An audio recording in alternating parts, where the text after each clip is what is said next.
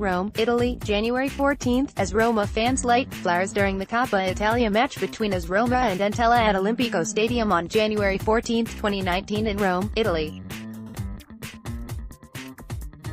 Photo by Paolo Bruno, Getty Images. It was a wild weekend of Coppa Italia action with all kinds of different outcomes and headlines from the games, from Patrick Cutrone saving AC Milan to Moise Kean's quality performance to games marred by racism in Milan and Rome. The Coppa Italia had it all this weekend.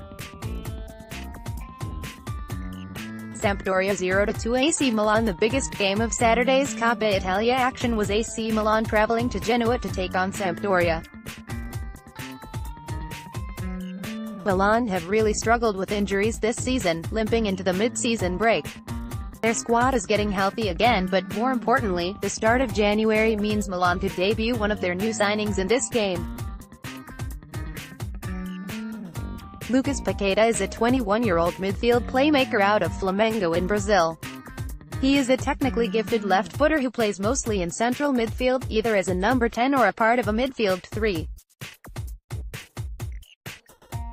In this game against Sampdoria, Gennaro Gattuso decided to use him in the latter position.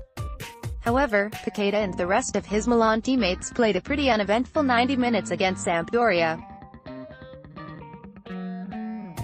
The less time spent on those minutes the better, but the extra time deserves attention. Patrick Cutrone was Gattuso's first substitute in extra time, and boy was it a big one. The young Italian midfielder made an instant impact off the bench, scoring twice from 2 volleys after excellent crosses. Milan takeaways. The goals put Milan through to the last 8 of the Coppa Italia, but it also raised some concerns.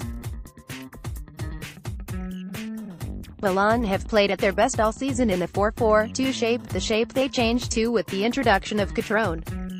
However, their roster is very much built to play a 4-3-3. They only carry 2 strikers, and are often forced to play wingers out of position to get the best results. Things are about to get even thinner. Gonzalo Higuain has seemingly been linked with a move away from San Siro since his arrival, and it appears he is going to get it. Gattuso said after the game that it's hard to change a player's mind once it's been decided, and it seems Higuain has decided on a move to Chelsea. Check back with FTN for the latest news on that. Juventus keep cruising. Juventus went away to Bologna for their Coppa Italia match and got a very professional 2-0 win in the Renato Dall'Ara. The highlight of this game was young Italian striker Moise Kean getting a start for the Bianconeri. The 18-year-old hasn't seen much first-team action this season, so it was very exciting to see him play with a strong first-team lineup. Kean is an incredibly quick player who loves to run off the shoulder of defenders.